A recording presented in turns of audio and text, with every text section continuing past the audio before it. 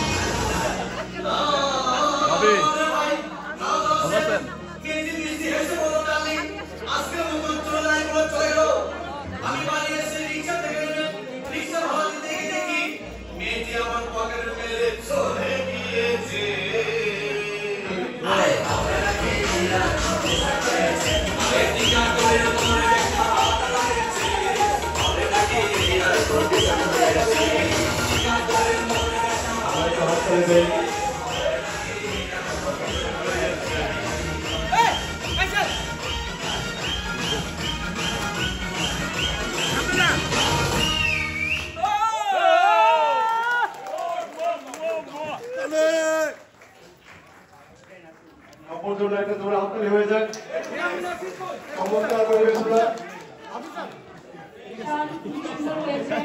আমাদের প্রোগ্রামে আসবার জন্য আপুর সাথে অনেক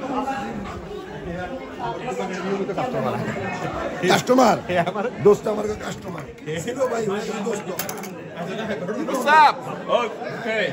Shumon Hussain. আচ্ছা, আমাদের নাসিরের ফোন হারানো গিয়েছে। কেউ যদি তোমরা পাও তাই ফোন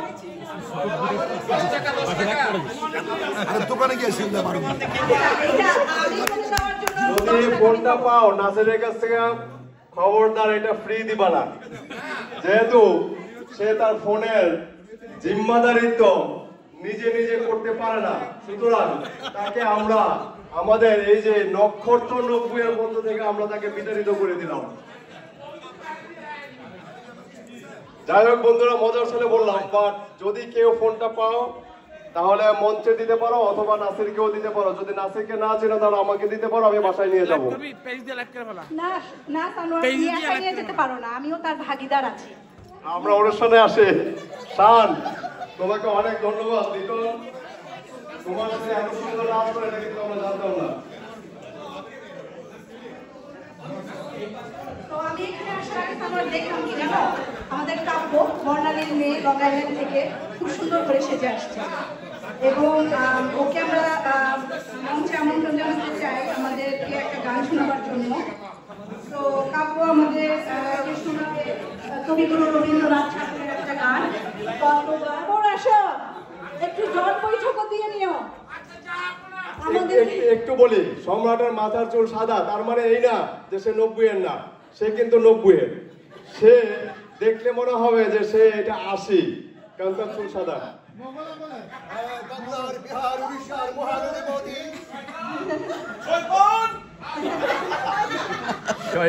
বন্ধুরা আসলে অনেক ধন্যবাদ, অনেক মজা করছি আমরা। আমাদের আসলে কিছু বন্ধু এখন এসে পৌঁছায় না, কিন্তু আমাদের সময় স্বল্পতার কারণে আমাদের অনুষ্ঠানটাকে এগিয়ে নিতে হচ্ছে। সো যারা আসেনি তাদের সাথে আমরা পরিচয়টা পরে করে নিব। সো পরিচয় পর্বে আমি প্রথমে মঞ্চে আসার জন্য আহ্বান করছি AKM রশিদ মাহমুদ, নাসরিন হোসেন, AKM আকাম মামুন, আশরাফ আহমেদ, প্রীতিশ সেন ঋষি। বন্ধু এখন এসে পৌঁছতে পারেনি। ঋষি, পলি আহমেদ স্ট্যান্ড বাই আছে এখানে, পলি আহমেদ, দীপু দাস। বন্ধুরা আমরা আমাদের বন্ধুদেরকে হাততালি দিয়ে স্বাগত জানাতে চাই। প্লিজ নাম শোনার সাথে সাথে একটা হাততালি হয়ে যাক। আমাদের বন্ধু আনসার, আমরা মিসময় ভাষা সে এসে পৌঁছায় নাই। মিসবা আহমেদ মিতুল,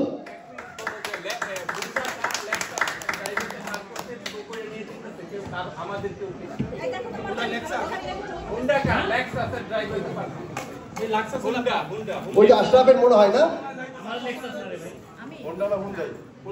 দীপু দাস, মিসবা আহমেদ মিতুল, আবুল বাশর, আবুল বাশর। ঋষিকে সরাসরি মঞ্চে আসার জন্য অনুরোধ করছি।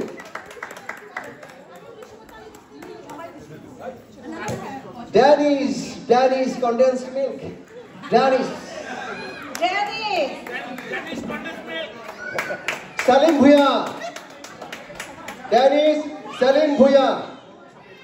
Shahidul Rahman Bipo. 12 ভুইয়ার এক ভুইয়া সেলিম ভুইয়া। আমাদের রোজদি বন্ধু আসেন। শিবলি,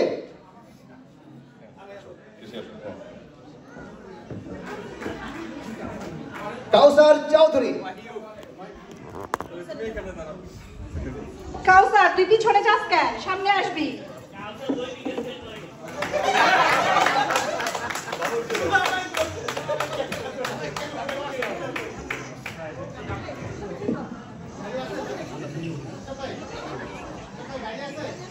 উত্তম দাস,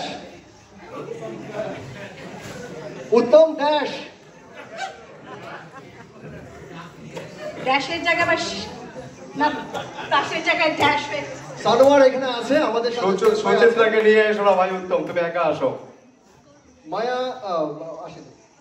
আচ্ছা সানোয়ার, আমি একটা স্পিকার ইয়ের কাছে দিতে বলি, প্রথমে উত্তমের হাতে একটা স্পিকার পৌঁছান, মাইক্রোফোন, সরি উত্তমের হাতে। হ্যাঁ বন্ধুরা, আসলে এই দায়িত্বটা কেন আমার হাতে এসেছে, এই বন্ধুরা খুবই গুরুত্বপূর্ণ বন্ধু। আমাদের গুরুত্বপূর্ণ বন্ধুকে পরিচয় করে দেওয়ার জন্য গুরুত্বপূর্ণ ব্যক্তি হিসেবে আমি এসেছি। আমাদের এই বন্ধুরা আসলে এই জন্যে এদেরকে আলাদা করে ডেকেছি, যেটা হচ্ছে গিয়ে আমাদের সারা বাংলা 90-এর বহির্বিশ্ব যে গ্রুপ, আমরা প্রায় 180 জন বন্ধু এই গ্রুপে আছি। এই গ্রুপটা নিয়ে যারা সব সময় ভাবেন এই গ্রুপটাকে কিভাবে আরো সামনের দিকে এগিয়ে নেওয়া যায়, বন্ধুত্বের বন্ধনটাকে আরো কিভাবে দৃঢ় করা যায়, এসব নিয়ে এই বন্ধুরাই সবসময় কিন্তু ভাবেন, এবং আজকের এই ফসল কিন্তু এদের ভাবনা থেকেই। সো এই জন্যে এখানে রূপকার হিসেবে আছে বিপু এবং মামুন, এ গালা নাই যে রূপকার। আমি প্রথমে তাদের কাছ থেকে তাদের পরিচয় তাদের নিজ মুখে শুনবো, তবে আমাদের সময় স্বল্পতার কারণে আমরা বিস্তারিত বন্ধুদের পরিচয় হয়তো অনেক কিছু শোনার আমাদের ইচ্ছা আছে, কিন্তু সময়ের কারণে আমরা অতটুকু শুনতে পারছি না। আমি বন্ধুদের রিকোয়েস্ট করব শুধু নাম, কোথায় থাকে এবং জেলা, কোন স্কুল থেকে কোন জেলা থেকে পাশ করেছে 90-এ, কিভাবে সম্পৃক্ত হয়েছে, এইভাবে আমরা পরিচয়টা শুরু করব। পরবর্তী যারা আসবেন পরিচয় দেওয়ার জন্য আমরা ঠিক এইভাবে চালিয়ে যাব, এবং যারা আসবেন তারা কেউ মঞ্চ থেকে নামবে না। পরিচয় দেওয়ার পরে সবাই আমরা মঞ্চে অবস্থান করব, এবং আমাদের এখানে পিছনে কিছু চেয়ার আছে, আমাদের বান্ধবীরা যারা আছেন, আমাদের সে প্রিয় সুরঞ্জনা, যারা 90-এ আমাদেরকে পালিয়েছে আমাদের কাছ থেকে, তারা যখন আসবেন তাদের জন্য আসনগুলো রাখা আছে, তারা এখানে আসন গ্রহণ করবেন, এবং আমাদের অন্যান্য বন্ধুরা যারা পরিচয় দেওয়ার পরে নির্দিষ্ট জায়গায় আমরা দাঁড়িয়ে যাব। আমি শুরু করতে অনুরোধ করছি সানোয়ার। আমি সানোয়ার, আমি থাকি নিউ ইয়র্কের জামাইকাতে, এবং আমি এসএসসি পাস করেছি Bangladesh rifles high school, Pilkhana, Dhaka থেকে। সবাইকে ধন্যবাদ। বন্ধুরা, আমি পলি, আমি নিউ জার্সি থেকে এসেছি এখানে আজকে, আর আমার school college Motijheel ideal school and college. Good evening family friend, আমি উত্তম, চট্টগ্রাম থেকে, এসএসসি 90 ব্যাচ, মিউনিসিপাল মডেল, থাকি কুইন্সে, নিউ ইয়র্ক। আসসালামু আলাইকুম, আমি Mohammad Selim Bhuiyan, SSC 90, central coronation high school, Araihazar, Narayanganj. আমি নিউ ইয়র্ক কুইন্স ভিলেজে থাকি। শামীম ওসমানের জায়গার লোক। শামীম ওসমান আমার জায়গার বেটা।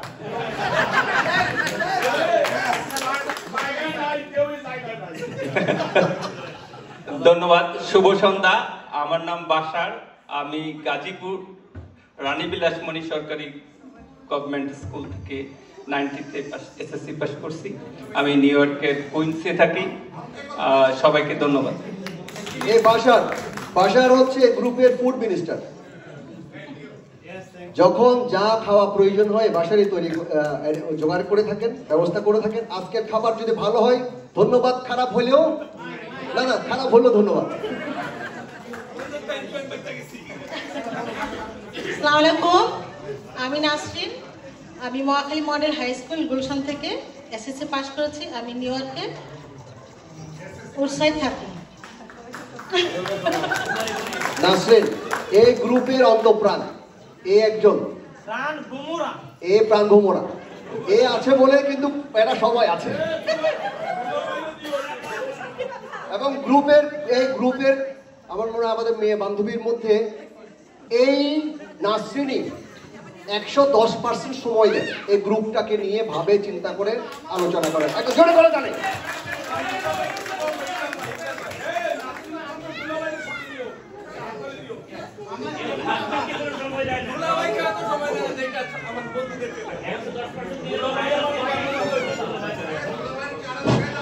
ধন্যবাদ নাসরিন। আমি মামুন, বরিশাল মথুরাত পাবলিক স্কুল থেকে এসএসসি পাস করেছি। আমি থাকি ব্রোঞ্জে। ধন্যবাদ সবাইকে। মামুনকে আলাদা করে বলার কিছুই নেই। মামুন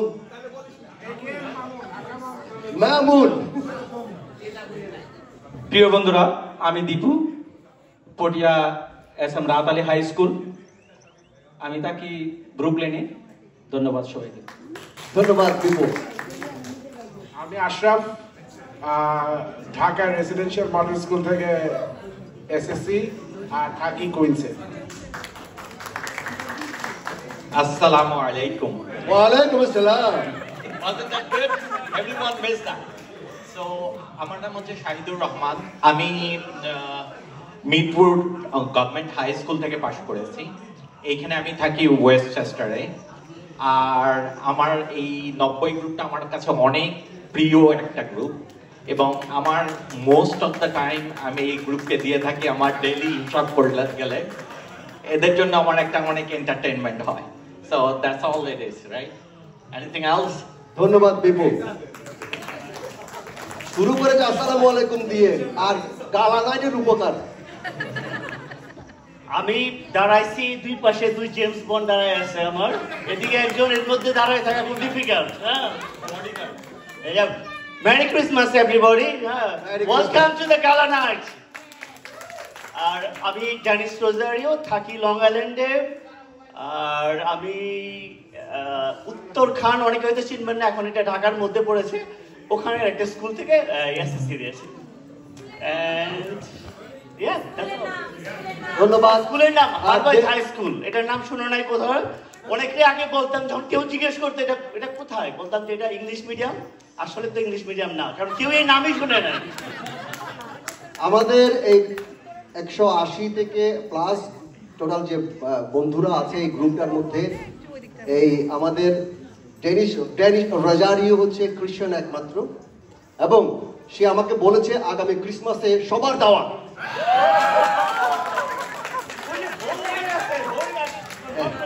সবার দাওয়াত আগামী ক্রিসমাস। Ogara I চট্টগ্রাম বললে I সিটাঙ্গত নুড়ি আই নিয়র কথা শুনি, এখন তারা বেগুনে মিলিয়ে আরে ইয়াত পাড়াই দি, মানে তারা সবাই মিলে গিয়া করেছে। বলে দিচ্ছি, আরে সাগিয়া সুকু আছে, সাগিয়া চিটংয়ের আমি একজন আছে, একজন আছে। তো আরে সিটা আই কুইন্সত আছে নি, আরে পরে দি 42 জীবন পাড়াই দি। তো আমার নাম পৃথ্বীজিৎ, সবাই আমাকে ঋষি নামে চেনেন আপনারা। এবং আজকে গালা নাইটে আসার জন্য আপনাদের সকলকে আন্তরিকভাবে ধন্যবাদ এবং অভিনন্দন জানাচ্ছি। Thank you. প্রিয় বন্ধুরা, সালাম আলাইকুম। আসলে সবাই তো বন্ধুদেরকে সালাম দিচ্ছে, এখানে কিন্তু আমাদের অনেক ভাবি এবং দুলাভাই আছে। তো তাদেরকে যদি আমরা কিছু সম্ভাষণ না করি, নেক্সট টাইম হয়তো আমাদের বন্ধুদের মধ্যে আসতে যেতে কোনো ঝামেলা হতে পারে। এই জন্য আলাদাভাবে বিশেষ করে ভাবিদেরকে সালাম আলাইকুম, দুলাভাইদেরকে সালাম আলাইকুম। আমি শিবলি, আমি পুরনো ঢাকার ছেলে, ক্যান্ডারিয়ার। আমি ক্যান্ডারি উচ্চ বিদ্যালয় থেকে এসএসসি পাস করেছি। আর নিউ ইয়র্কে আমি ব্রঞ্জে থাকি। তো আজকে সবাই আসার জন্য সবাইকে ধন্যবাদ। আসসালামু আলাইকুম, আমি কাউসার, থাকি লং আইল্যান্ডে। আমার বান্দরবান গভর্নমেন্ট হাই স্কুল থেকে এসএসসি এবং ওখান থেকে ইন্টারমিডিয়েট। Thank you. ধন্যবাদ।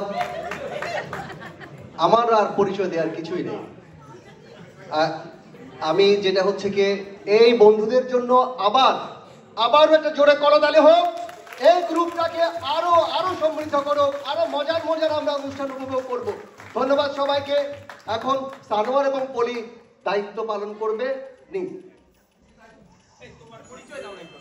ও আমার পরিচয়, বাংলার, বিহার, উড়িষ্যার মহান অধিপতি আমি হচ্ছি। এই স্বামী তুমি হাসতে থেকে পিট করে। I know you are the good actor, but me too. ধন্যবাদ। আমি বাবর খাদেমি। আমার শো আছে আগামী জানুয়ারি 1 তারিখ, সবার দাওয়াত। অনেক বন্ধুরা দেখতে পারে নাই গত শো, এবার যারা মিস করেছে অবশ্যই দেখবে। ও আমার পরিচয়, আমি বাবর খাদেমি। বন্ধুরা তোমরা দয়া করে মঞ্চে থাকো, তোমরা মঞ্চ ত্যাগ করবো না প্লিজ।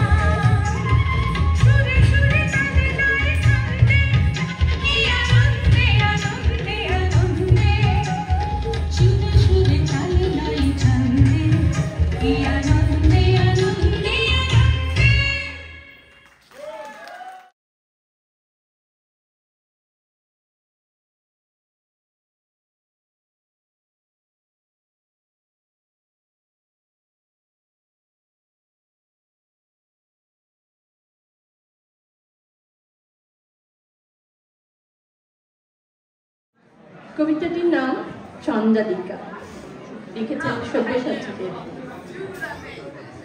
মা, দিগন্তে তাকিয়ে দেখো রক্তিম মেঘে সর্বনাশের আভাস। ওই সর্বনাশের আগুন পেরিয়ে আমার দুয়ারে আসে দাঁড়ায়নি কোনো আনন্দ। অঞ্জলি পেতে কেউ বলেনি জল দাও। সারা জীবন আমাকে এই তীব্র পিপাসায় চিৎকার করতে হয়েছে, জল দাও।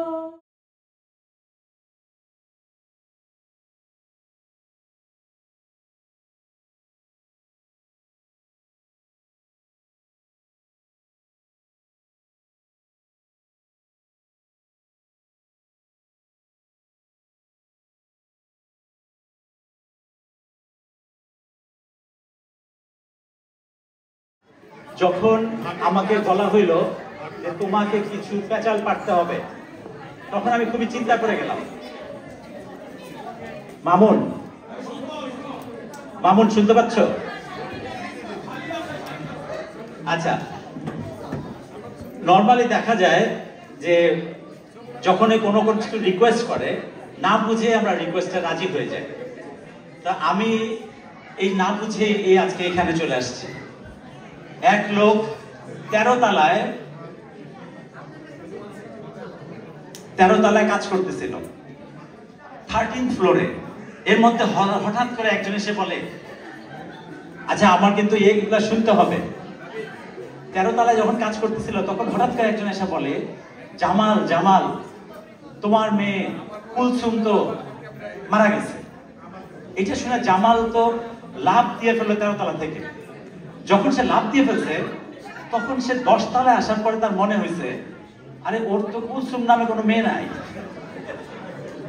তারপর কি করে, তারপরে সে 10 তলা থেকে 5 তলা পর্যন্ত আসছে।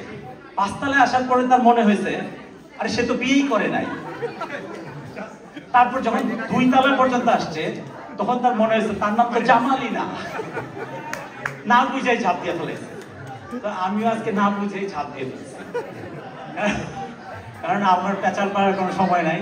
এখন আমি শুধু এইটুকু বলতে চাই, এই যে 90 ব্যাচ, আমরা যখন 90তে ম্যাট্রিক পরীক্ষা দিলাম, দেওয়ার পরে আপনার কাছে পারমিশন নিয়ে আমরা সিনেমা হলে গেলাম সিনেমা দেখার জন্য নরসিংদীতে।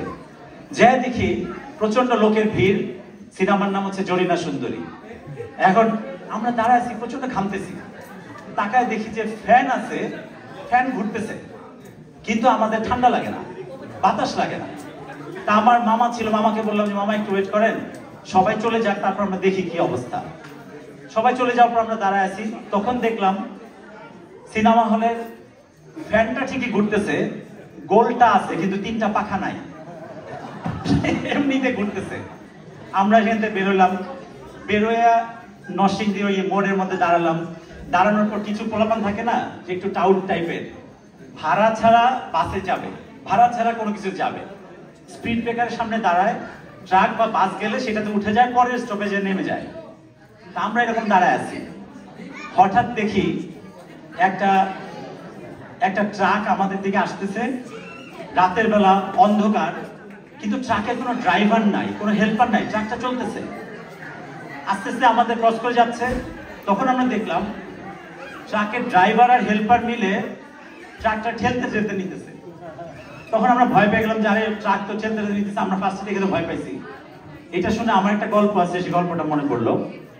এরকম এক সল্টু ছেলে, সে দাঁড়ায় আছে মোড়ের মধ্যে রাতের বেলা 12টা 1টার দিকে, সে বাসে উঠবে, তারপরে যে নামবে। এর মধ্যে একটা ট্রাক আসছে, ট্রাকটা একটা ডেড বডি নিয়ে যাচ্ছিল, একটা লাশ। লাশটাকে পেঁচায় ট্রাকের উপর রেখে হেল্পার আর ড্রাইভার ড্রাইভ করছে, তারা যাচ্ছে। ওই সল্টু টাইপের লোকটা জানে না যেটার মধ্যে লাশ আছে, সে করছে কি, সে উপরে উঠে লাশের উপর বসে সিগারেট টানতেছে। এর মধ্যে ড্রাইভার বলে সাগরেদকে, দেখ তো লাশটার কি অবস্থা। ওস্তাদ, লাশ তো সিগারেট টানতেছে। ড্রাইভার দেখে জানি ভয়ঙ্কর, সে তাকায় সত্যি সত্যি লাশ সিগারেট টানতেছে। সে ফালাই দিয়ে দৌড় দিচ্ছে, ওই লোক পিছন পিছন দৌড় দিচ্ছে যে সিগারেট টানতেছিল। এর মধ্যে সাগরেদকে ওস্তাদ দৌড়ান, লাশ আইতেছে।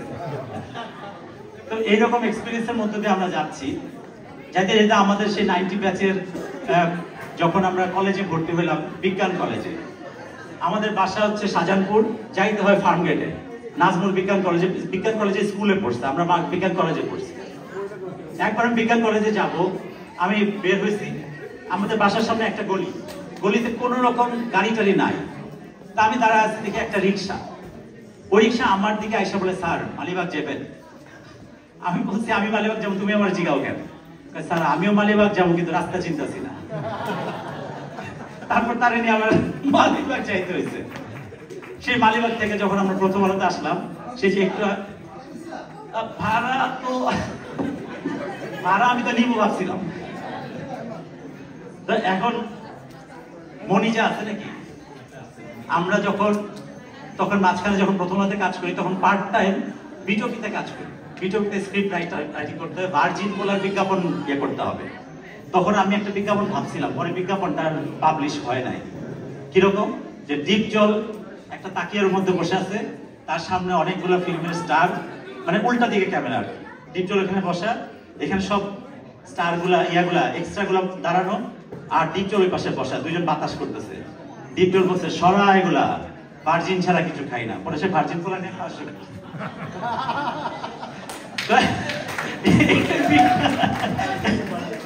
এই বিজ্ঞাপনটা আর যায় নাই। এখন মনির কথা বারবার বলতেছি কারণ মনির ভাই দেশে নাই আসলে, মনির ভাই আমেরিকাতে নাই আসলে, তো সেই জন্য মনিদার কথা বলাই সবচেয়ে সেফ, মাইন্ড টাইম দিবে না এই আর বলার জন্য। উনি আমার জামাই সাথে নিয়ে আসছে। আসলে 90 সালে মেট্রিক পরীক্ষাটা কেমন শায়দ জানো নাকি? মানে ঘটনা হইলো আমরা যদি মেট্রিক পাস কইরা ক্লাস 1 এ ভর্তি হইতাম তাইলে যেই বছর মাস্টার্স পাস করতাম, এরপরে যদি ক্লাস 1 এ ভর্তি হইতাম তাহলে গত বছর এমএ পাস করতাম। সো মানে ঘটনাটা হইলো আমারে মানুষজন জিজ্ঞেস করে যে ভাই আপনারা কোন আমলের লোক? আমি বলি যে ভাই তোমরা যেটা হিস্ট্রি পড়ো আমরা এটা কারেন্ট অ্যাফেয়ার্স পড়ছি। মানে আসলে আমরা মানে আমাদেরকে বিশেষ করে সামনে যারা বসে আছে আমার অন্যান্য বান্ধবীরা যতই সুন্দর লাগো, মানে আমাকে আসলে বয়স হয়েছে, এটা এখন দাদা বয়সের কথা ক্যাচ করতেছি, এইটারও একটা গল্প আছে। আপনারা কিন্তু শামিমরে দেখা মানে এইটা আপনারা ভাইবেন না যে মানে আমাকে বয়স কোথাও থাইমা আছে, কারণ শামিম হচ্ছে এক্সেপশনাল। শামিম সাদা দেখি বহু কষ্টে রাখছি, মানে শামিমের কথার পরে বা গল্পের পরে কথা কওয়া, গল্প কওয়া সবই রিস্কি, কিন্তু শামিমের কথা শোনার পরে আমারও দুই একটা গল্প বলতে ইচ্ছা করছে। এর মধ্যে একটা হচ্ছে বরিশালের গল্প, এটা আমার কইতেই হবে কারণ আমার সকল প্রিয় লোকের বাড়ি হচ্ছে বরিশাল। সেটা হচ্ছে যে একটা অ্যাপার্টমেন্ট হাউস, ওইটার 13 তলা এক বরিশালে থাকে, 2 তলা এক বরিশালে থাকে। সামহাউ ওইটার বিদ্যুৎ ব্যবস্থা কাজ করতেছে না, তার ফলে লিফটও কাজ করতেছে না। এরকম একটা সময়ে 13 তলার বরিশালা ভদ্রলোক 2 তলার বরিশালা ভদ্রলোককে দাওয়াত দিছে, তুই আমার বাসায় দাওয়াত খাইতে যাস বলো। কারণ আপনারা জানেন তো বরিশালের লোকরা কিন্তু কোনো কিছু মাটি থেকে তোলে না, জাগায়, জানেন তো না, এই জাগাইতে পায়। তো এখন ওই হচ্ছে দাওয়াত খাওয়ার লোভে মোটামুটি ভাবে, আমি আসলে আগে বইলা নেই আপনারা আবার অফিস নিয়ে না ভাই, আপনাকে বাড়ির সামনে বরিশাল নাকি, যাই হোক অফিস নিয়ে না, ওই যে মামুনের বাড়ি বরিশাল, মামুনরে একদম তো একদম মানে 13 তলায় হাইটটা ওটা তো সোজা কথা না, কিন্তু এখন খাওয়াইবে আনে, এখন যাইতে হইবে না। তো ওই গেছে মোটামুটি সিঁড়ি বাইঙ্গা 13 তলায় উঠটা দেখে লেখা আছে কেমন খোদাই বানাইলাম, মানে ইয়া বরিশাল্লা তো ওই কি সাইরা দেবে, ওই পকেটের থেকে কলম বাইট করছে, লেখা আইছে মুই তো আহি নাই।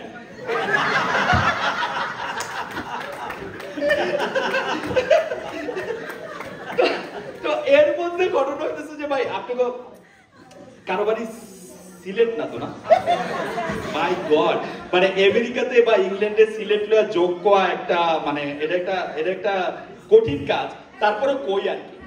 তো এখন এক জায়গায় ব্রেন বিক্রি করে, তো ব্রেন বিক্রি করার সময় দাম কয়, ঢাকার ব্রেন হলো 10 টাকা, বরিশালের ব্রেন হলো 20 টাকা, সিলেটের লোকের ব্রেন হলো 50 টাকা। দেখলে খুব কৌতূহল হইলো ভাই সিলেটের ব্রেনের এত দাম হইবে কেন, কি কর ভাই দাম হবে না, ও তো কোনো ইউজড হয় না।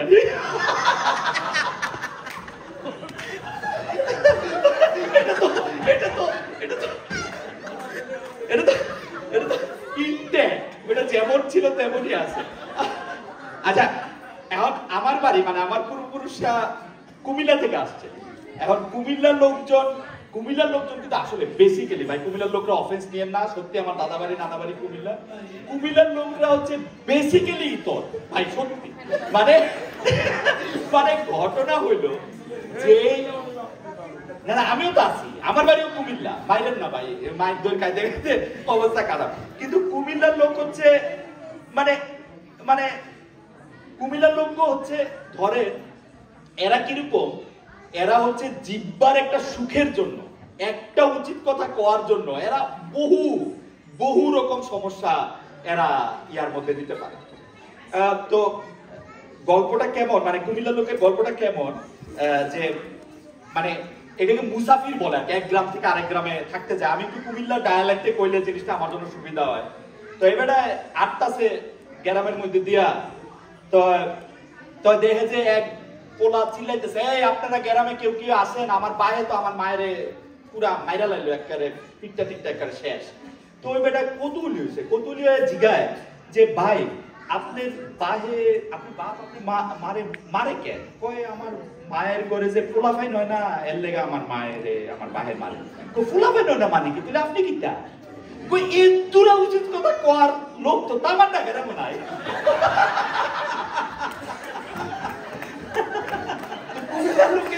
কুমিল্লার লোকের হচ্ছে উচিত কথা ফেটিস আছে, বুঝছে? উচিত কথা ফেটিস কেমন? আবার এটা দেখা শুনা তারা আবার খেয়াল করে, মানে তারা একটা পাওয়ার স্ট্রাকচার খুব বুঝতে চায়। তো পাওয়ার স্ট্রাকচারটা কেমন? হঠাৎ করে বনের মধ্যে একটা শিয়াল দেখলো যে একটা সিংহ এরকম এরকম এরকম এরকম বনের মধ্যে এরকম শুয়ে রয়েছে। তো ওই সিংহের কাছে গিয়ে কয়, জেডা শরীরটা কি খারাপ, একটু ফাওটাও আটফাও টিপ্পা দিব?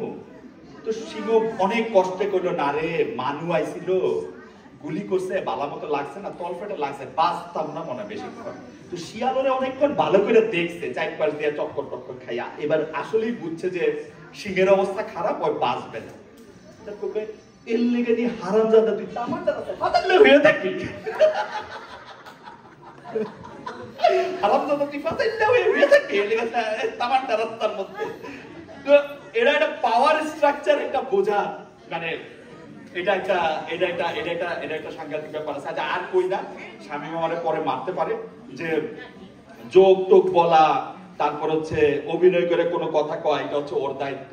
আমি তো সাংবাদিক, আমি খালি পমু হইলো কি কয়, আমি জানি কি কই, মানে সাংঘাতিক মানে মানুষের প্রশ্ন করতে হবে, তো পাঁচটা প্রশ্ন করতে হবে, যে কোনো বিষয়কে জিজ্ঞেস করবো আপনি কি এটা করেছেন। দেখেন আপনি কিন্তু বেয়াদবের মতো প্রশ্ন করছেন, যে করতেছেন কি করবো, এটাই আমার চাকরি। সো এটা শেষটা কই আর কি, যে পাওয়ার স্ট্রাকচারটা এটা কুমিল্লার লোকজন যেরকম বোঝে, আমি দেখছি যে এদের থেকে শিক্ষা নেওয়ার আছে আর কি। এখন বাঘ তো বনের রাজা, তো এখন বাঘের যে বাচ্চা সেও একটু বড় হয়েছে, সেও একটু বনের রাজা রাজা হবে, আর কিছুদিন পরে তার অভিষেক হবে, প্রিন্স আর কি ধরে নিতে পারেন, বিদেশ টিদেশে থাকে ওরকম প্রিন্স। তো সে গিয়া প্রথমে বান্দরকে জিজ্ঞেস করছে, আচ্ছা কত এই বনের রাজা কেটা? তো হুজুর আপনিই তো হইবেন, আর কেডায়? আচ্ছা ঠিক আছে। তারপর একটু দূরে গিয়ে গাধারে জিজ্ঞাসা যে এই হুজুর কত এবার বনের রাজা কেটা? আপনি আর কেডায়? এরকম হইবে। তো একটা হাতি হইলো খুব মনোযোগ দিয়া কলা গাছের থোর খাইতেছিল। তো ওই বাঘে গিয়া হাতির জিজ্ঞাসা, এ হাতি জানো নাকি এই বনের রাজাকে? হাতির তো কান বড় বড়, ওই যে এবার ডাক না, ওই বেশি একটা বুঝতেছে না। তো একবার দুইবার কোয়াক করে খাওয়ার মাঝখানে বিরক্ত লাগছে দেখা এই বাঘটারে জোবা মতো পাইয়া হাতি দিছে একটা লাত্তি আর তেনি উইরা গিয়া দুরুই ফইরা গাদি গুদি যাইরা তে কয় আর কি, না জানলে না জানবে না, তো সেতাসিদির কি আছে। Thank you so much. আমি মাফ নাই, আর 5 মিনিট টাইম আছে আমাদের। আচ্ছা খালেদ কিন্তু সবাইকে উল্টাপাল্টা প্রশ্ন করে, খুবই নাজেহাল করে। এখন আমরা 5টা প্রশ্ন নিব, খুবই কঠিন প্রশ্ন। কে কে বলতে চান বলো? এই যে তুমি বলো, ভাই দিক থেকে বলো, যে কোনো বিষয়ে প্রশ্ন করা যাবে। হ্যাঁ বলো।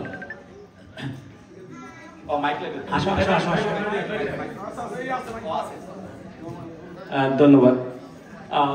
তোমার কাছে আমার প্রশ্ন হলো, তুমি তো বাংলাদেশের বিভিন্ন রাজনৈতিক সামাজিক সাংস্কৃতিক বিভিন্ন মনার লোকদের প্রশ্ন করো। আমরা প্রবাসীদের দৃষ্টিকোণ থেকে আমরা যেরকম বাংলাদেশ চাই, সুষ্ঠু নিয়মতান্ত্রিক ভাবে শৃঙ্খল, এই প্রশ্নগুলা মানে যেটা আমরা যে পরিবেশে আমরা বিদেশ প্রবাসে যেভাবে গ্রহ যে ন্যায় নীতি শিক্ষা থেকে শুরু করে সমস্ত সমাজ ব্যবস্থা একটা ভিন্ন স্টেজ। এখানে আমরা এই ধাপ থেকে যখন ওইখানে যাই, চারদিকে দুর্নীতি, অনিয়ম, দুঃশাসন মানে ভর্তি। এই জিনিসগুলা কি ওদের কাছে তুলে ধরা যায় কিনা? বিরাট বড় তুলে তো ধরা যায়, কিন্তু কেউ কেউ আমার এরকম প্রশ্ন করে যে ভাই আমেরিকায় তো সবকিছুই ঠিক লাগে, বাংলাদেশে গেলে এরকম লাগে কেন? তা আমি তাহলে কই ভাই, বাংলাদেশ তো আপনিই যান তাই না? তা মোমেন্ট আপনি বাংলাদেশে যান, বাংলাদেশটা বাংলাদেশ হয়ে যায়, দ্যাটস হোয়াই এরকম লাগে আর কি। না আসলে জোকস অ্যাপার্ট, আমি যেটা কই যে আসলে আমাদের যতক্ষণ পর্যন্ত আমরা চেঞ্জ না হব, মানে আমি গুলশান বনানীতে ধানমন্ডিতে অনেক বাড়ি দেখছি, তারা অনেক সুন্দর সুন্দর বাড়ি করে, ড্রয়িং রুমের মধ্যে 140টা দেশের থেকে আনা 180টা দেশের আর্টিফ্যাক্ট থাকে, কিন্তু যা ময়লাটা ফেলায় হচ্ছে ঘরের বাইরে, ঘরের মধ্যে তার আনে হচ্ছে 100 রকমের, বিদ্যুৎ বিল দেয় না, এই ওইখান থেকে রাস্তা থেকে ইয়ানিয়া রাস্তায় ব্যাডমিন্টন খেলে। সো এই জিনিসগুলি ট্যাক্স দেয় না, আরো অনেক কিছু করে। আমরা আসলে আমাদের জায়গা থেকে আমরা ঠিক না হলে এটা খুব মুশকিল। তবে এই গালা নাইটে আমি একটু আশা করবো, এই যে এই প্রশ্ন কি কোন কোম্পানির আমি বুঝলাম না, আমরা একটু মজার মুডে আছি, এত কঠিন প্রশ্ন করলে হবে না। বাট আমার খুবই আবেদন যে আমি সহ আমরা যদি একটু ভালো হই, আপনি দেখেন না সাংবাদিকরা দেখেন, আমাকে সাংবাদিকরা কেমন, নায়করা নাইলে একটু ভালো, সাংবাদিকরা দেখেন আমরা কি ভালো হবো কর। এই আমরা সবাই মিলে যদি ভালো না হই, এটা একটা মুশকিল আসলে। আমি খালেদকে বলছি যে এইভাবে কিন্তু প্রশংসা করতে হবে। আচ্ছা মনিজা বলবে, ড্যানিশ বলবে, আর মামুন বলবে, আমরা 3জন 4জন, আমরা ওই যে আমাদের বন্ধুর কাছে। মনিজা বলো। হ্যাঁ আমরা 5জন পাইছি। আচ্ছা সবাই হয়তো জানে না যে খালেদ মহিউদ্দিন কিন্তু অ্যাকচুয়ালি আমার বস ছিলেন। বস যখন সহপাঠী, খালেদ মহিউদ্দিন ছিল ইন্ডিপেন্ডেন্ট টিভি সিইও, তখন আমি স্পোর্টসে কাজ করতাম, শেষে আমি স্পোর্টস এডিটর হয়েছিলাম। তো আমার কাছে খালেদ মহিউদ্দিনের প্রশ্ন যে আমরা যখন 9-10-এ জীবনের এইম ইন লাইফ লিখতাম, রচনা তুমি কি লিখেছিলে তোমার এইম ইন লাইফ? এইটাও কঠিন প্রশ্ন, কারণ হচ্ছে যে আমি এই মিন লাইফ জাতীয় রচনাগুলি এড়াই যেতাম। আমরা কিন্তু একটা বিচিত্র সময় বাস করছি, আমাকে বাপ মায়ের লজ্জাও ছিল না এই কথা কইতে কয়টা রচনা মুখস্থ করছি। রচনা আর মুখস্থ দুইটা দুই জিনিস, এটাও আমাকে বাপ মা বুঝতো না। আসলে মাস্টাররাও জিজ্ঞেস করতো কয়টা রচনা মুখস্থ করছে, এটা কি একটা মুসিবতের কথা। এই মিন লাইফ আসলে মানে এটা এখন কইলে কেমন হবো, আমার মানে এই মিন লাইফ রচনা আমার কোনোদিন ভাল লাগতো না। কারণ হচ্ছে যে সব এই মিন লাইফ আমার করে মুখস্থ করাইতে হচ্ছে। আমি বড় হয়ে ডাক্তার হতে চাই, সমাজসেবা করতে চাই, শিক্ষক হতে চাই, সমাজসেবা করতে চাই। সমাজসেবা শুনলে আমার কম্প দেয়া জ্বর আসতো। আমি সেবা সবার মধ্যে নাই, এগুলি ভালো জিনিস আমার মধ্যে জীবনেও ছিল না। আমি কোনোদিন মাস্টার ডাক্তার এগুলি হইতে চাই নাই। সেই জন্য 5টা যেহেতু অপশন থাকতো মনিজা, আমি হচ্ছে লুকায় চুড়ায় অন্য কিছু দিতাম। এই কৃষিতের সকাল, তারপরে হচ্ছে মুখস্থ করাইতো যেগুলি এখানে ডিসিপ্লিন ওই জাতীয় জিনিস দিতাম, এই মিন লাইফ দিতাম না। এই কারণ থাকতোই তো, করতোই তো তোর মুখস্থ। হ্যাঁ না বটগাছে আসতে পারি না একই, হ্যাঁ বটগাছে আসতে পারি ইন্টারেস্টিং। না নৌকা ভ্রমণ আমার মনে আছে, নৌকা ভ্রমণ বাংলায় মুখস্থ করি নাই, কিন্তু ইংরেজিতে মুখস্থ করছিলাম। I with some of my friends made a plan to journey by boat. Thank you. না আসলে আমি এইম ইন লাইফ আমার কোনো লাইফে কোনো এইম ছিল না, এখনো নাই। এখন একটা এইম আছে অবশ্য, আমি খুব দ্রুত রিটায়ার করতে চাই। আমি আসলে একটা রিটায়ারমেন্ট লাইফ, আমি খুব স্বপ্ন দেখি যে একটা পুকুর পাড়ে একটা সাদা শার্ট, একটা সাদা লুঙ্গি পরে বসে আছি, আর কিছু করতেছি না। এটা আমার খুব স্বপ্ন, একটা কমিউনিটি কিচেন, একটু চা খাইলাম, সবার সঙ্গে গপসপ করলাম, ওইটা আমার খুব মনে হয়। এই কাজ করতে আর ভালো লাগে, এটা একটা এইম ইন লাইফ যদি এখন। আচ্ছা আমরা তারপরে বসে যাই। তারপর আমরা 3টা প্রশ্ন নিতে পারবো, মামুন একটা, ড্যানিশ একটা, আর আমাদের ওই একটা। আমি বর্ণালী দেবনাথ। খালেদ মহিউদ্দিন, তোমার কাছে আমার প্রশ্ন, তুমি এখনো সুদর্শন, শামীম রাগ করো না, শামীমও সুদর্শন। কে বেশি বলতে হবে? কে বেশি বলতে হবে? দুজনই সুদর্শন এবং আমার স্বামী, তোমার খবর আছে, আমার স্বামীও সুদর্শন, আমাদের বন্ধুরাও সুদর্শন। এটা হবে না, এটা হবে না। আমি সারা জীবন স্বামীরে হিংসা করছি, তুমি একটু হইলেও বলো আমি স্বামীর চেয়ে দেখতে ভালো। ভালো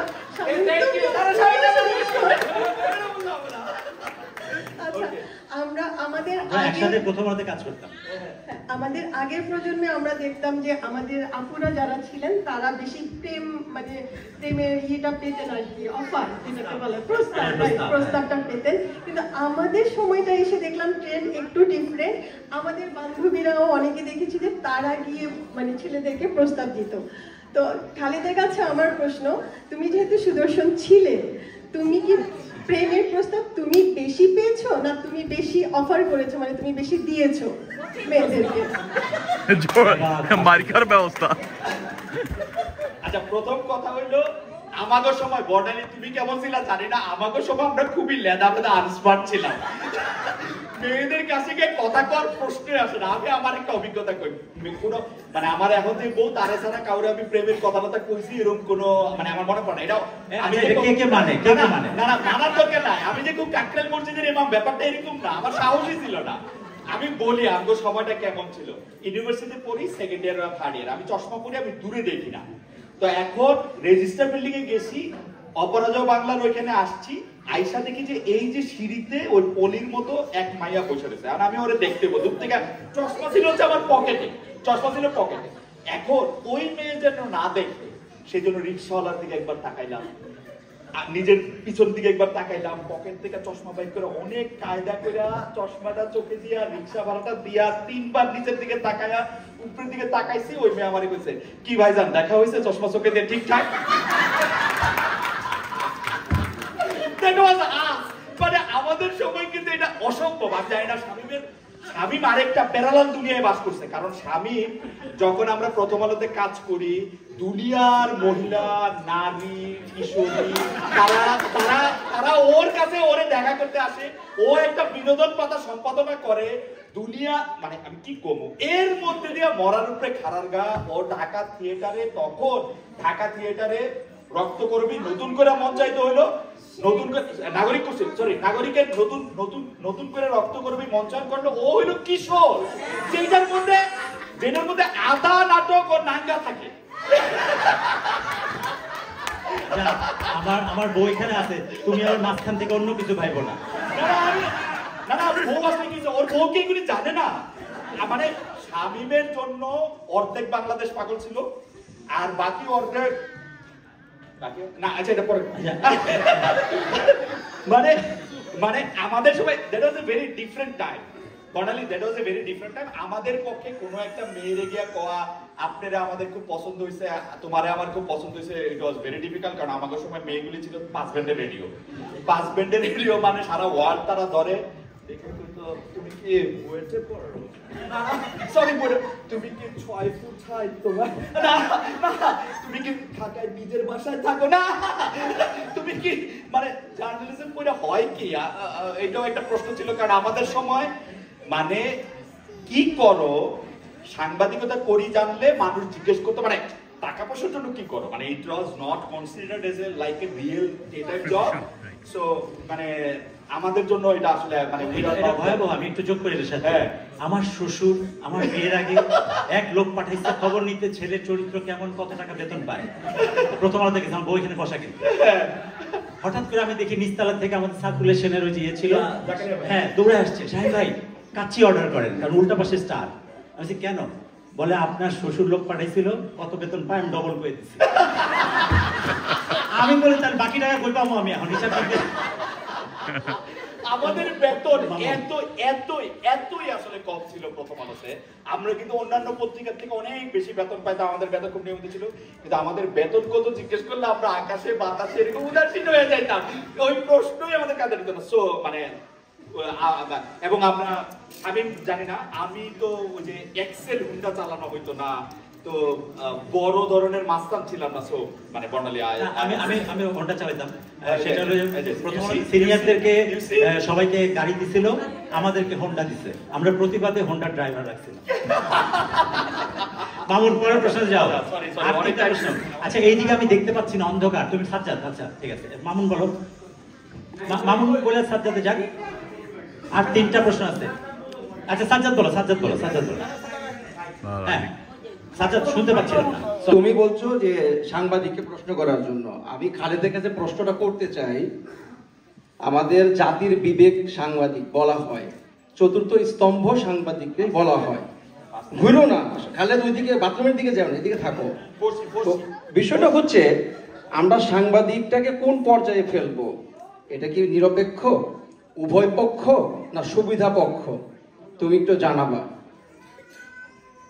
সুন্দর প্রশ্ন, এরকম একটা প্রশ্ন আশা করেছিলাম। আমরা দেখি প্রথম কথা হইলো যে আসলে কোনো মানুষই নিরপেক্ষ হওয়ার দরকার নাই, তার একটা পক্ষ থাকতে পারে। কিন্তু প্রবলেম হয়ে দাঁড়ায় তখন যখন সে একটা ফ্যাসাদ পড়ে, মানে সে যখন বলে আমি নিরপেক্ষ, কিন্তু আসলে মনে মনে বা তার কাজ দিয়ে একটা অন্য পক্ষ অবলম্বন করে।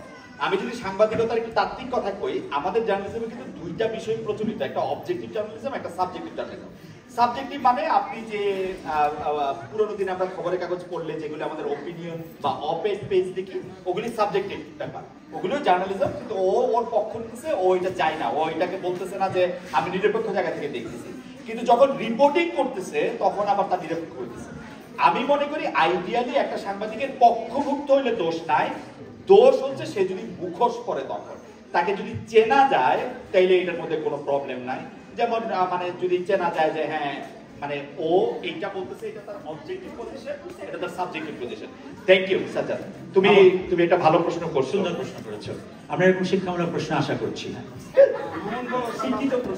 আসলে আমার কোশ্চেনটা অলরেডি এটা করে অনালি, তো আমি আসলে একটা জোকসের আকারে বলি। খালেদ মহিউদ্দিন একবার লোক জিজ্ঞেস করছে সাংবাদিক যে ভাই বর্তমান বাজারে সোশ্যাল মিডিয়া পর্নের সরাসরি আপনি এটা কিভাবে দেখেন? খালেদ মহিউদ্দিন উত্তরে বলতেছে ভাই দরজাকে একা একা দেখি। না, এটা তার এক্সপেরিয়েন্স বলছে। আমরা ওই যে আমাদের আচ্ছা বর্ণালী করে ফেলাইছে। আচ্ছা ওখানে দাও, ওইখানে দাও, ওই যে আমাদের তারপর ড্যানিশের কাছে যাও। ড্যানিশ তুমি শেষ, ওই যে ওইদিকে। হ্যাঁ ওই যে ড্যানিশ না, ও আচ্ছা ছেলেরাই মেয়েরা করে না। বলি একটা প্রশ্ন। আসসালামু আলাইকুম। ওয়ালাইকুম আসসালাম রাহমাতুল্লাহ। আমার প্রশ্ন, সবাইরে প্রশ্ন মানে জর্জরিত করে, কিন্তু তারে কোনো মানুষ পারফেক্ট না। ভাবি যখন তারে ধরে তার সেই এক্স্যাক্টলি। প্রথম কথা হইলো যে এখানে আমি আশা করি যে বেশিরভাগ মানুষই বিবাহিত, এটা দিয়ে কোনো প্রশ্নই হতে পারে না। মানে আপনি কোনোদিনই আপনার পার্টনারের সাথে আসলে মানে প্রশ্ন করে উত্তর দিয়ে কোনো কিছুতে মানে you do not play smart, right? আপনি কোনোদিনই এটার মধ্যে থেকে এটা পার পাবেন না। আমার বউ আমার যখন ধরে তখন আমার অবস্থা খারাপই হয়।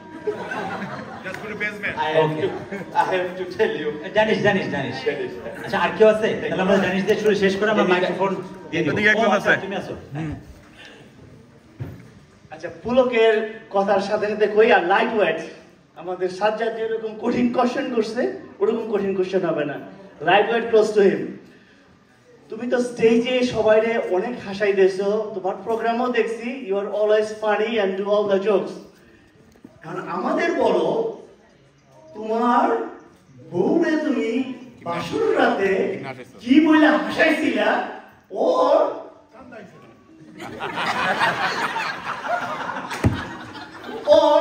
সে তোমার আসলে কি ফানি মনে করে কিনা, তোমার জোকগুলোতে সে হাসে নাকি তুমি তারা কেমনে কনভিন্স রাখো একটু বলো।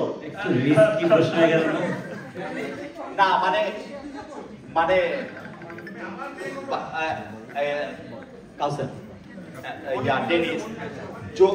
ধন্যবাদ। মানে যোগ বইলা তো মানে বউরে যখন যোগ বইলা হাসাইতে হয়, যদি এরকম একটা সিচুয়েশন হয় তাহলে বুঝতে হবে যে you are really deep shit. So আমি আসলে ওরকম পরিস্থিতিতে পড়ি না। তবে আমার বউ আমার কথা শুনা বেশিরভাগ সময়ই হাসে আসলে, কারণ তার কাছে হাস্যকরী মনে হয়। আমি যতই কঠিন যুক্তি দিতে চেষ্টা করি যে এই কাজটা তোমার করা উচিত, সে হাসা বলে না না না না ইটস ইয়োরস। যেমন বাইরে ময়লা, আমি খুব সহজে, এটা কিন্তু জোক না, কিন্তু সেদিকে খুব হাসে, এবং সেটা খুব জোকে শোনে যে আজকে রাত্রে বাইরের ময়লাটা তোমারই ফালানো উচিত। সে খুবই হাসে যে না না না এটা তোমারই কাজ। তো আমি বুঝি যে আমি খুবই ফানি ম্যান, কারণ যে কোনো কাজের কথাই আমি তারে বললে সেদিকে খুবই হাসে। তারপর আমি বুঝি যে কাজটা যদি আমার করতে হয় তাহলে মানে আমার নিজের ফানিই মনে হয় আসলে, কম না আর কি। মানে তবে আজকে কিন্তু আমি নার্ভাস দেখতেছি খালেদকে, কারণ খালেদ যখন নার্ভাস হয় তখন মাইক্রোফোন এইভাবে ধরে। আসলে আমি জানি না মানে এটা কি লাইটের জন্য নাকি ডিসকো লাইটে কোনো সময় কাজ করি না, স্বামী দেখি একটু আরামে আছে, কিন্তু ডিসকো লাইট আমাকে ঘামাই ফেলতেছে। প্রশ্নের কারণে ঘামে যাচ্ছে। আসলে আমি একটা পলিটিক্যাল প্রশ্ন করি।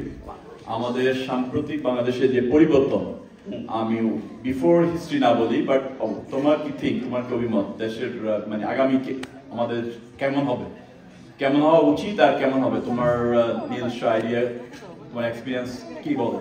Thank you. Thank you Kawsar. আমি আসলে খুব সরলভাবে মনে করি যে আমাদের বাংলাদেশে দুইটা জিনিস হচ্ছে একদম মানে এই দুইটা জিনিসের সাথে কখনো আপোষ করা উচিত না।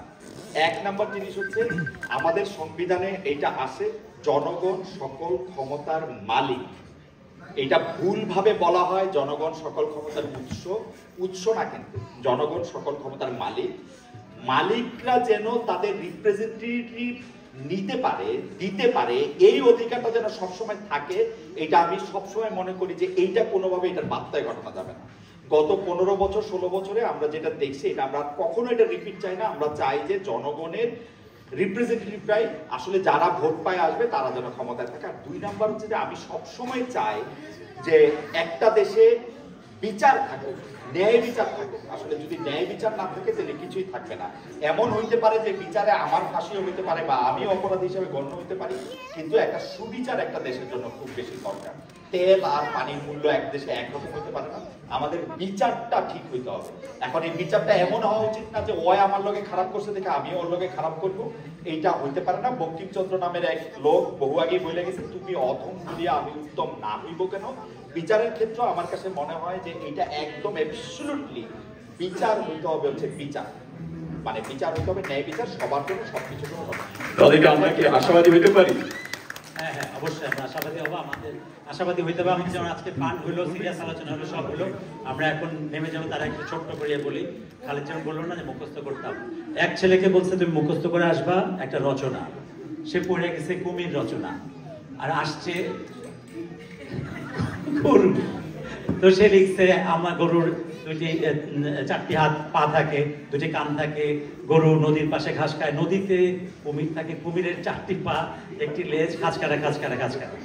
টিচার বলে যে তোরে বললাম না আমি গরুর রচনা লিখতে, তুই কুমির কেন লিখছিস? তো সে তো পড়ে গেছে কুমির রচনা। তারপর সে বলছে তাহলে টিচার বলছে তাহলে তুই এবার নদী রচনা লিখ। তাহলে নদী বলতে গেছে নদীতে কুমির থাকে, কুমিরের 4টি পা, 2টি চোখ, 1টি লেজ, ঘাস কাটা ঘাস কাটা ঘাস কাটা। টিচার খুবই খেপেছে, বলে তুই তোর হবে না, তুই পলাশির যুদ্ধ নিয়ে রচনা লিখবি, এইবার দিয়ে তুই কুমির কেমনে আনিস? সে বলছে হ্যাঁ পলাশির যুদ্ধে এই ঘটেছিল। নবাব সিরাজউদ্দৌলা যখন মীর জাফরকে তার দায়িত্ব দিয়েছিলেন তখনই তিনি খাল কেটে কুমির এনেছিলেন, কুমিরের 1টি লেজ, ঘাস কাটা ঘাস কাটা ঘাস কাটা। ধন্যবাদ, আমরা মুখস্থ বেরিয়ে আসি। খালেদের উদ্দেশ্যে জোরে একটা হাততালি। ধন্যবাদ, থ্যাংক ইউ, ধন্যবাদ।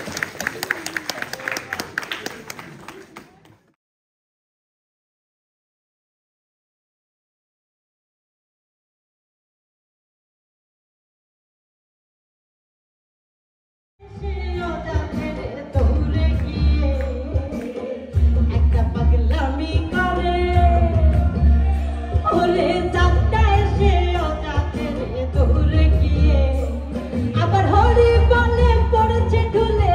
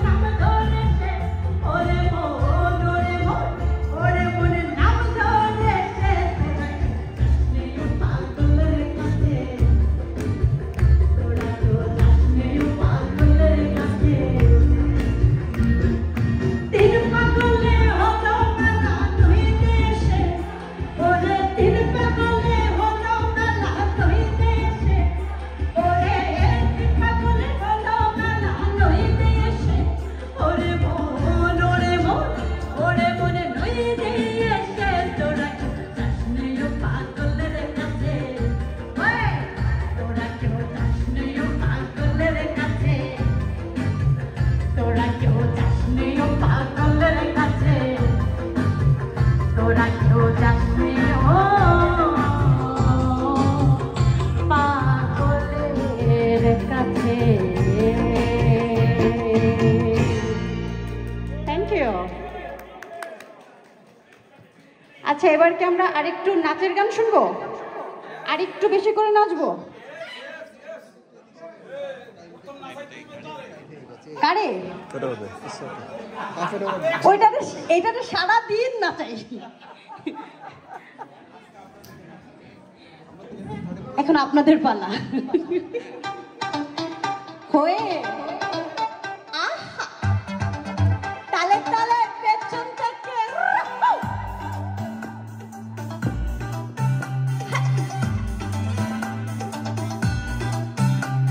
रसिके दिल का जाला वो लाल कोटा वाला रसिके दिल का जाला वो काला कोटा सबाई दिले बड़ो जाला रे पानी डब्बी वाला दिले बड़ो जाला रे पानी डब्बी वाला रसिके दिल का जाला वो काला कोटा वाला रसिके दिल का जाला वो लाल कोटा सबाई दिले बड़ो जाला रे पानी डब्बी वाला दिले बड़ो जाला रे पांजाबी वाला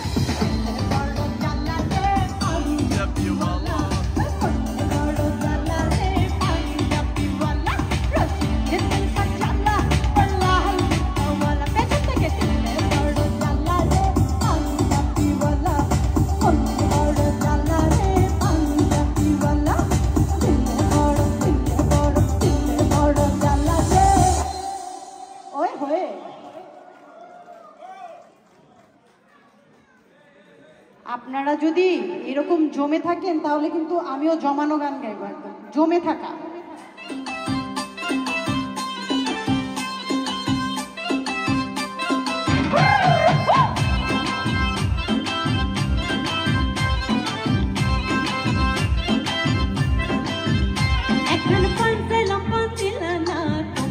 সনে কিসের পিরিতি এখন পাঞ্চাইল পাঞ্চিলা না তোমার সনে কিসের পিরিতি মজা নাই এগো তোমার সনে কিসের পিরিতি এগো তোমার সনে কিসের পিরিতি পিরিতি গো তোমার সনে কিসের পিরিতি এখন পাঞ্চাইল পাঞ্চিলা না তোমার সনে কিসের পিরিতি আচ্ছা আমি সাথে সবাইকে স্টেজে দেখতে চাই স্টেজে আসুন সবাই স্টেজে দেখো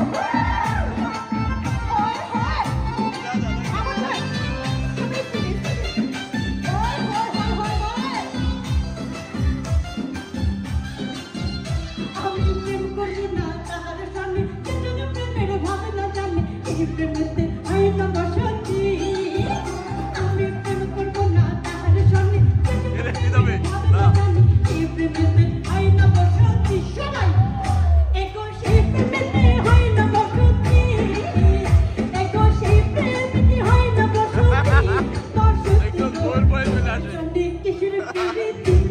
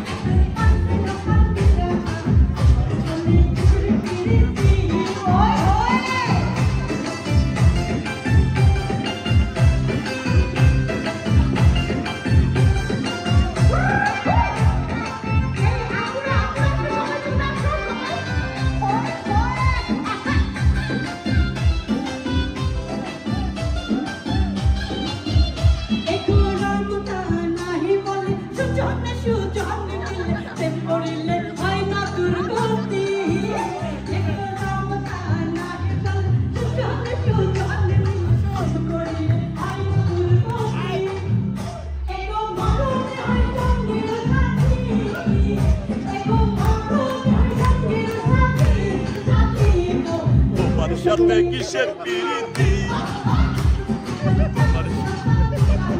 তোমার সাথে কিসের পিরিতি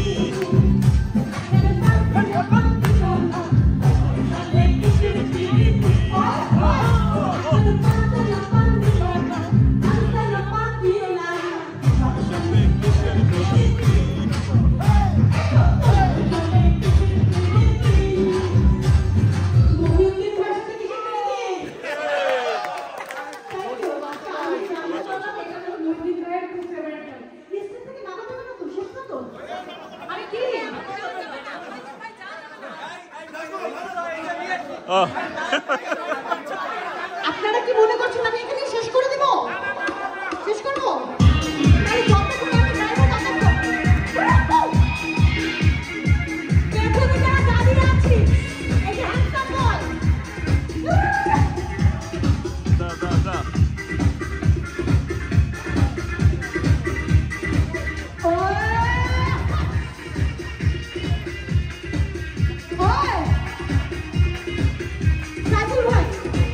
লুকালে চলবে না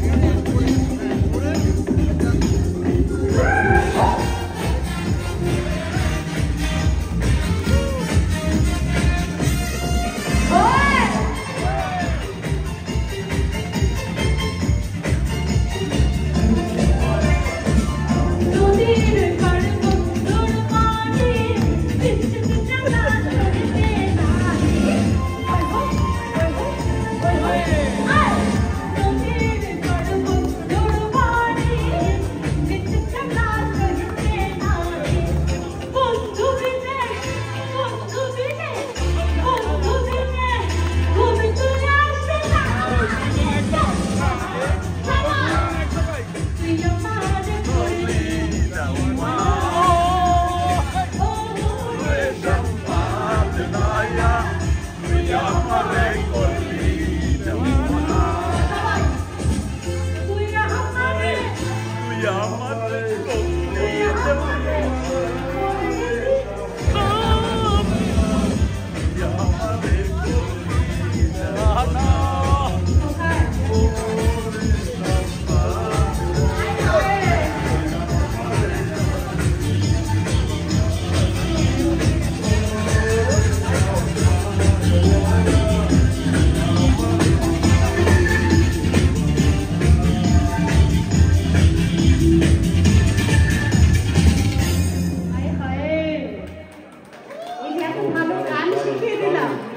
গান শিখিয়ে দেওয়ার পেমেন্ট কে করবে? আচ্ছা, আমরা এখন যেহেতু অনেকে খাবার খেতে বসে গেছে এবং সবার আগে বুঝি আমার মনে হয় আমরা একটু বসে বসে ডুয়েট শুনবো, ঠিক আছে? প্রমাণ রাখছি সব। এরপর হচ্ছে আমরা একটু নতুন কালাচান, পুরা পুরা কোকিল সব গাইবো, ঠিক আছে? হ্যাঁ, সাদা সাদা কালা কালা সব হবে, সাদা কালা লাল নীল সব। এখন আমরা হচ্ছে আমি এখন একটু ডুয়েটটা কি করি।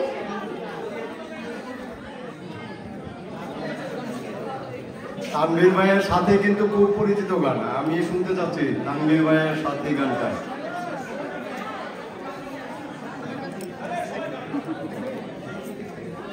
কি অবস্থা মা? ভালো। অনেক সুন্দর হয়েছে। এটা অরিজিনাল খাসি। এটা অরিজিনাল খাসি। অরিজিনাল খাসি? বন্ধুরা নিজের হাতে খাসিকে জবাই করে তারপর রান্না করছে। অরিজিনাল খাসি।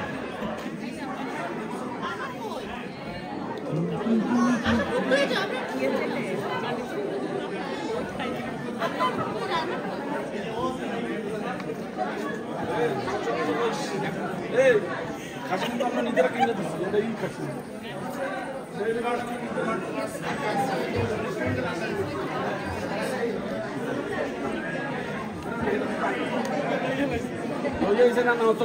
গরুর মাংস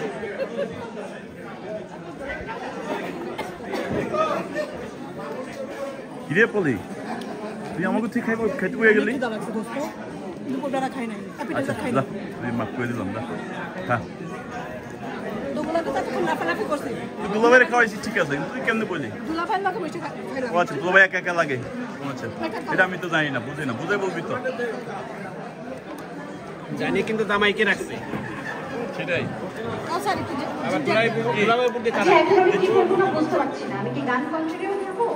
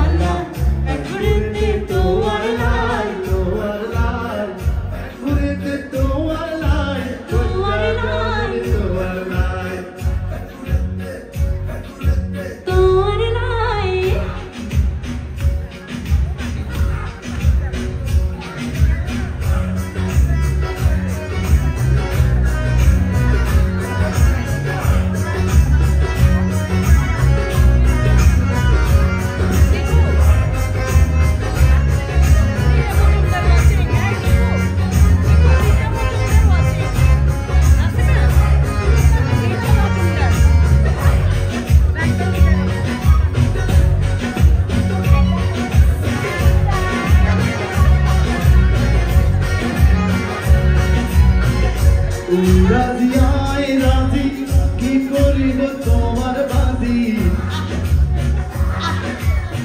তুই রাজি আয় রাজি কি করিব